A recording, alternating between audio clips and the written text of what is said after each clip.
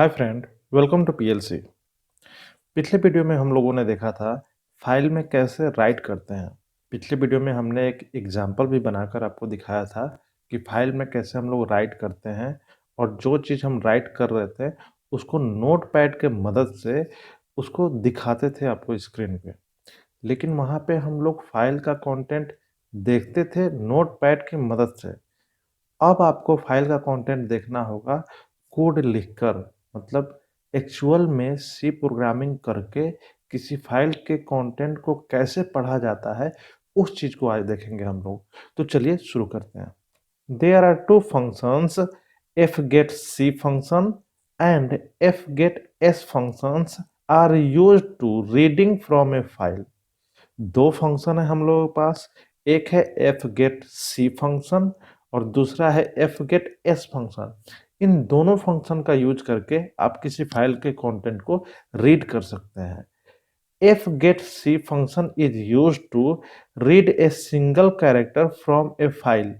fgetC function जो है वो एक कैरेक्टर रीड करता है, whereas fgetS function is used to read whole string from a file। जहाँ की fgetS फंक्शन पूरा का पूरा स्ट्रिंग को रीड करता है। देखिए दोनों में अंतर समझ लीजिए। fgetC फंक्शन केवल एक कैरेक्टर को रीड करेगा, वहीं पे fgetS फंक्शन पूरा का पूरा स्ट्रिंग को रीड करेगा। ठीक है, तो स्ट्रिंग आपको पता है, ग्रुप ऑफ कैरेक्टर को स्ट्रिंग बोलते हैं। मतलब क्या कि एक से ज्यादा कैरेक्टर का वो सीरीज होगा। ठीक है, आइए अब इसके सिंटेक्स को देखते हैं। दोनों फंक्शन का सिंटेक्स नीचे दिया हुआ है। fgetC वाला जो फंक्शन है उसको जब आप यूज कीजिएगा तो उसके अंदर बस फाइल पॉइंटर आपको देना है और जो रीड करके कंटेंट लाएगा उसको रिसीव करने के लिए एक वेरिएबल का अरेंजमेंट करना होगा। ठीक है, वेरिएबल किस टाइप का होगा? कैरेक्टर टाइप का।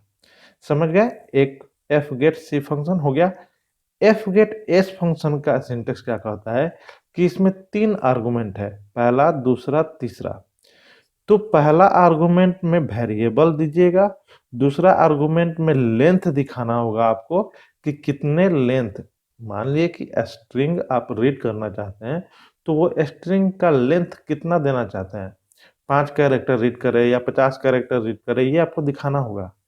और लास्ट में फाइल पॉइंटर भी आपको दिखाना होगा। तो ये रहा सिंटेक्स। तो अगर आपको सिंटेक्स अभी भी समझ में नहीं आया है तो अब हम आपको एक एग्जांपल करके दिखाएंगे। तो एग्जांपल जब आप देखिएगा तो पूरा अच्छे से समझ में आ जाएगा कि कैसे किसी फाइल के कंटेंट को रीड करते हैं। तो चलिए हम लोग एक एग्जांपल करके देखते हैं लैपटॉप पे। तो चलिए ये लैपटॉप हमने खोल लिया है। पहले हम लोग देखते हैं जो कल वाला एग्जाम्पल हम बनाए थे। तो कल वाला एग्जाम्पल बनाकर हम क्या किए थे कि एक फाइल बनाए थे। फाइल कहाँ बनता है? टर्बो सी फोल्डर में और बीन फोल्डर के अंदर। तो बीन फोल्डर के अंदर देखिए ये हीरो नाम का जो भी फाइल है, यही फाइल हम बनाए थे। इसमें हमने एक कंटेंट राइट किया था। तो वो कंटेंट कुछ नहीं है, एक नाम है जो 4 कैरेक्टर का है। ठीक है, तो हम लोग कोशिश करेंगे इसी को रीड करने का। अब हम लोग को क्या करना है, यही कंटेंट को अपने प्रोग्राम के हेल्प से, सी प्रोग्राम के हेल्प से रीड करना है। तो उसके लिए हमें प्रोग्रामिंग करना होगा। तो प्रोग्रामिंग करेंगे कहाँ? Turbo C plus plus application में। तो इसे हम ओपन कर लेते हैं। चलिए ये खुल गया है। अब हमको कोडिंग करना होगा रीड करने के लिए। तो रीड करने के लिए क्या कोडिंग करते हैं, आइए देखते हैं। Hash include stereo dot H, ये हेडर फाइल हो गया। वॉइड मेन, अब मेन फंक्शन बनाएंगे। सारा कोडिंग हम लोग कहाँ करते हैं? मेन फंक्शन के अंदर करते हैं।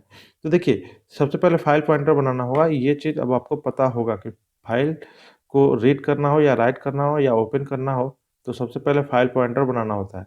फाइल पॉइंटर कुछ भी नाम दे दीजिए, जैसे कि एफ पी, छोटे कैरेक्टर से देते हैं एफ पी। अब एक एक कैरेक्टर हमको रीड करना है तो एक वेरिएबल बनाना होगा, कैरेक्टर टाइप, कैर सी एच। चलिए हो गया। अब फाइल को ओपन करना है तो एफ पी के हेल्प से फंक्शन क्या होता है, F open. F open function के हेल्प से हम क्या करेंगे, ओपन करेंगे। कौन से फाइल को ओपन करना है? नाम आपको पता है, नाम क्या है? Hero dot T x T. ये हो गया फाइल का नाम। मोड क्या रहेगा, हमें रीड करना है। राइट करना रहता है तो हम W देते हैं, लेकिन हमको करना है रीड। तो रीड करने के लिए हम लोग मोड देंगे R और इसे टर्मिनेट कर देंगे सेमीकोलन से। अब क्या हुआ, फाइल ओपन हो जाएगा रीड मोड में। अब हमें रीड करना है, तो रीड करने के लिए हमने फंक्शन पढ़ लिया है, दो फंक्शन।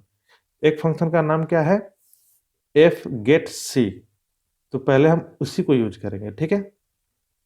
तो उसके लिए क्या था सिंटेक्स में, पहले वेरिएबल का नाम देना है, फिर एफ गेट सी फंक्शन का नाम देना है, और इसके अंदर फाइल पॉइंटर पास कर देना है आर्गुमेंट के तौर पे। बस हो गया। अब ये क्या किया, एक कैरेक्टर रीड करके लाकर किस में डाल दिया, सी एच वेरिएबल में।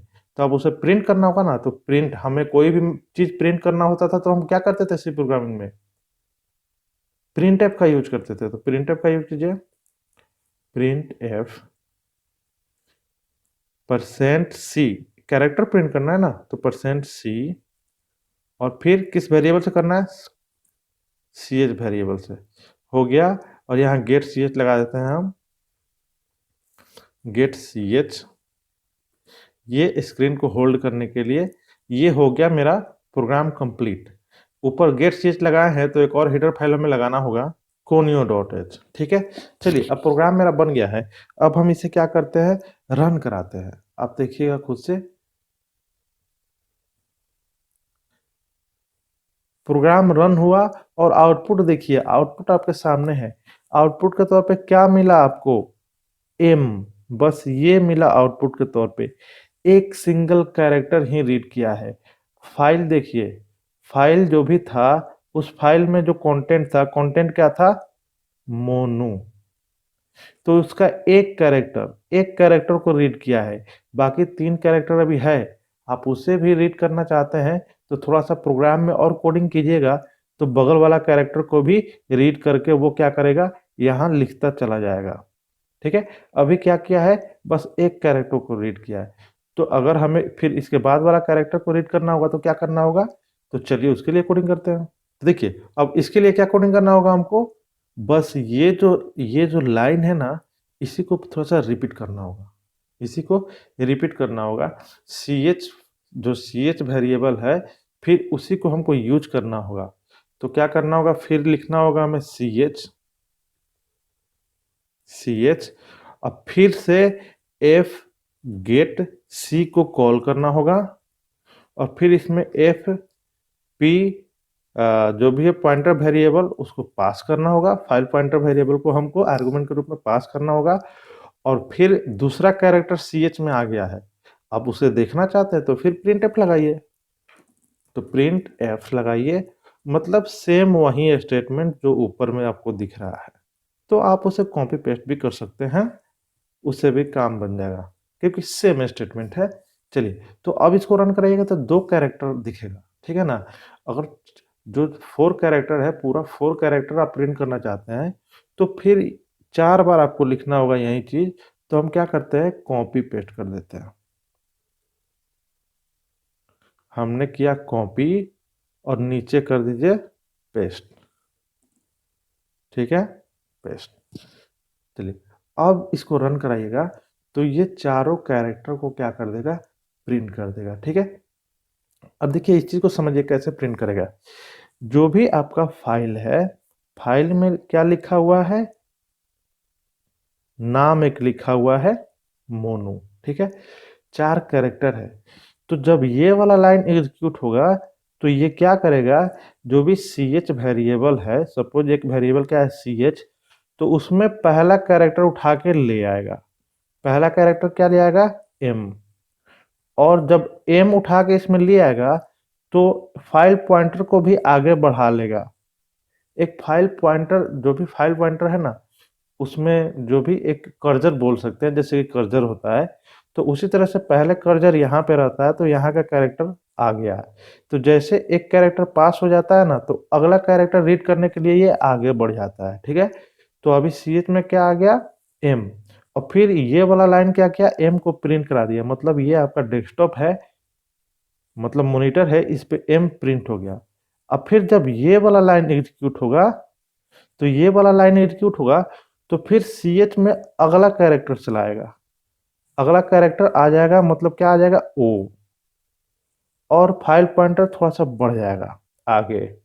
अब ओ, अब ये वाला लाइन एग्जीक्यूट होगा तो ओ प्रिंट भी हो गया, ठीक है। तो फिर अब ये वाला लाइन जब एग्जीक्यूट होगा तो एन आ जाएगा आपके सी एच वेरिएबल में। तो अब क्या आ जाएगा, एन। तो थोड़ा सा यहाँ पे मिटा देते हैं हम। अब क्या आ गया, एन। तो जब एन आ जाएगा तो फाइल पॉइंटर भी आगे बढ़ जाएगा, मतलब कर्सर थोड़ा सा आगे घसक जाता है, क्योंकि नेक्स्ट टाइम रीड करने के लिए आएगा तो वो अगला रीड करेगा, यहाँ वाला रीड करेगा, ठीक है ना। इसीलिए पहले से वो तैयार हो जाता है, आगे एक बढ़ जाता है। तो अब जब ये एग्जीक्यूट एग्जीक्यूट होगा तो यहाँ पे एन प्रिंट हो जाएगा।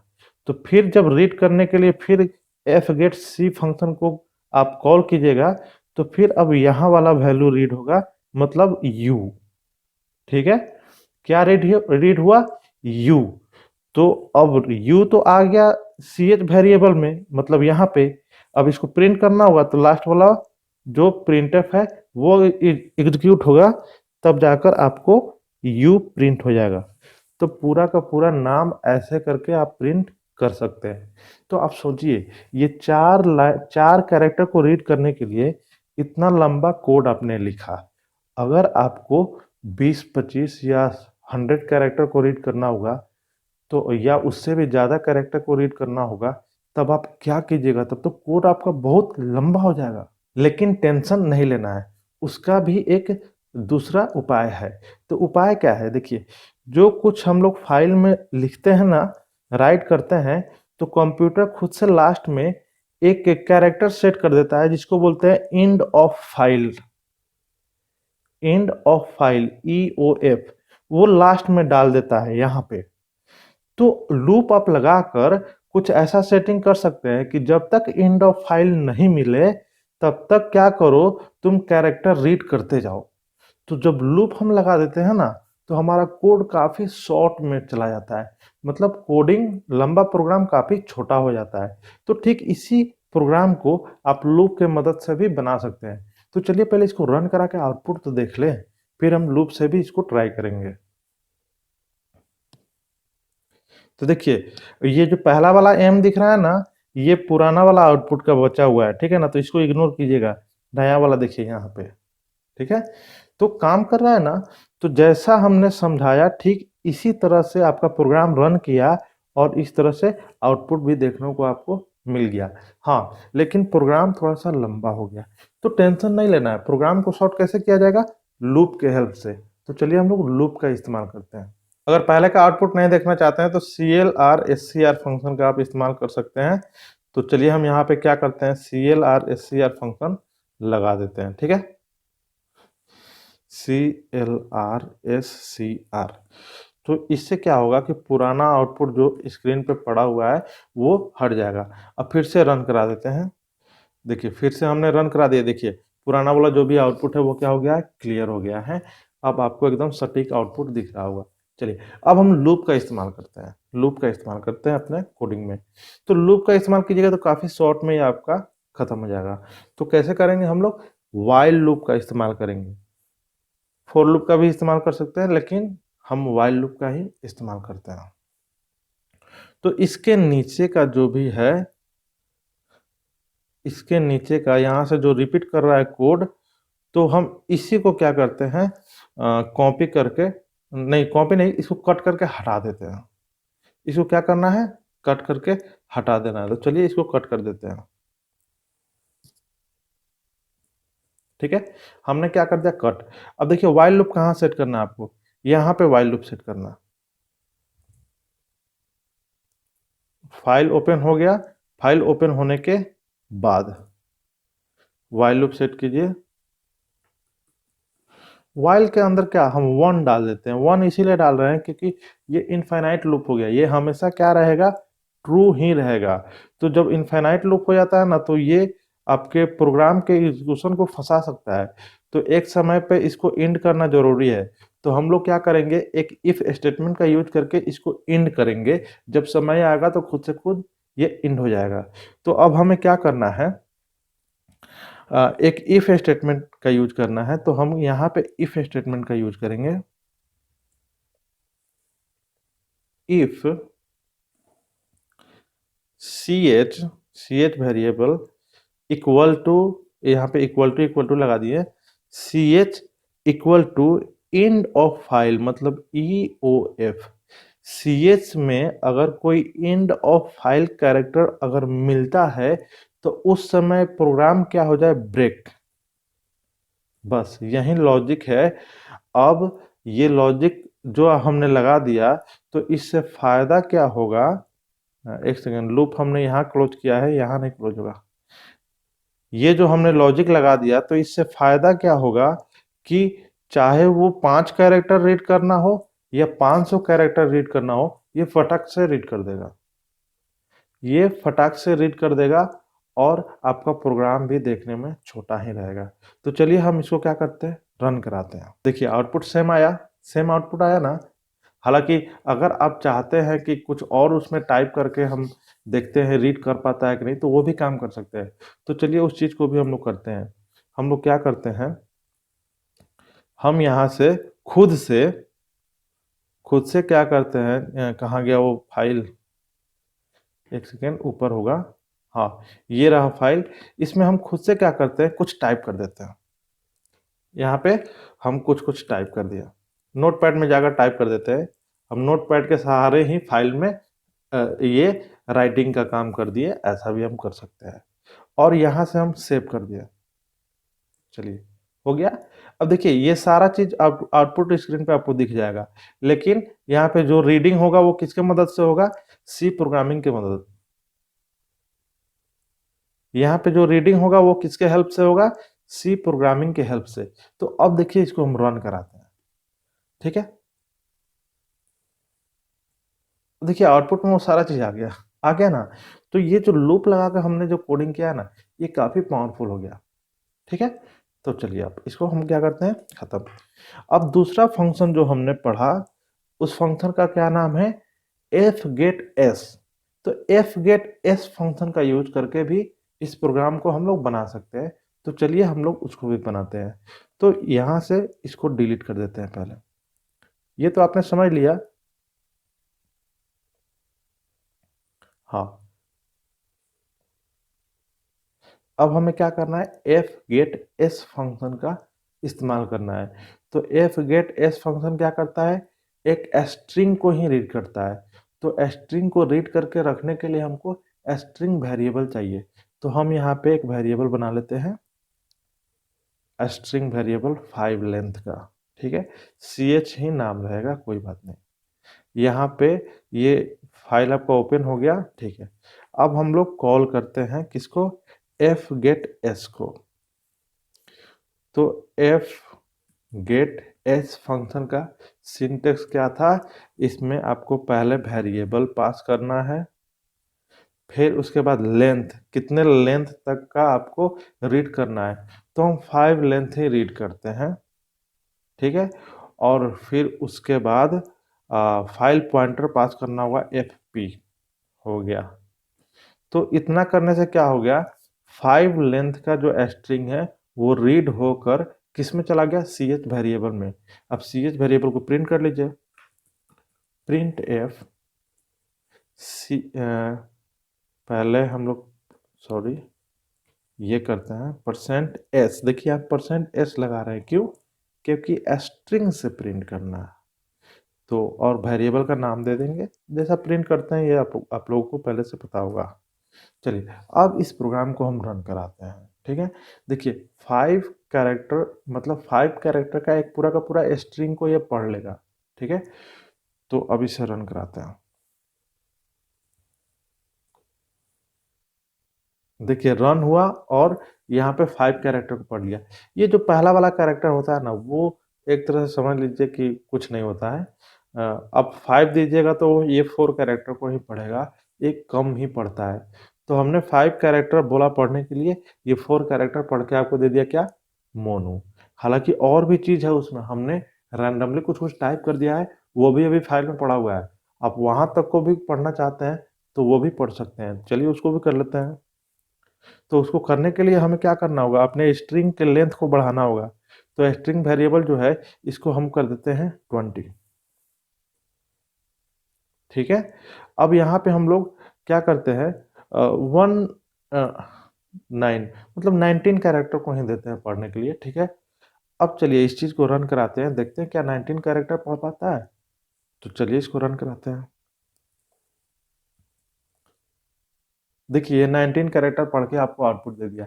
तो आप देख रहे हैं ना, ये दूसरा वाला फंक्शन है ना, ये काफ़ी आसान है यूज करना। यहाँ पे व्हाइल लूप लगाने का भी ज़रूरत नहीं है। आपको बस पता होना चाहिए कितना आपको रीड करना है। बस ये वैल्यू दे दीजिए, ये उतना रीड करके लाकर आपको एक स्ट्रिंग वेरिएबल में डाल देगा, फिर आप उसे प्रिंट कर लीजिए। चलिए, तो अगर आपने इसको अच्छे से समझ लिया है, तो अगर आपको ये समझ में आ गया तो प्लीज़ लाइक ज़रूर कीजिएगा और सब्सक्राइब भी कीजिएगा अगर अभी तक आपने सब्सक्राइब नहीं किया है तो। मिलते हैं नेक्स्ट वीडियो में नेक्स्ट टॉपिक के साथ, तब तक के लिए थैंक यू।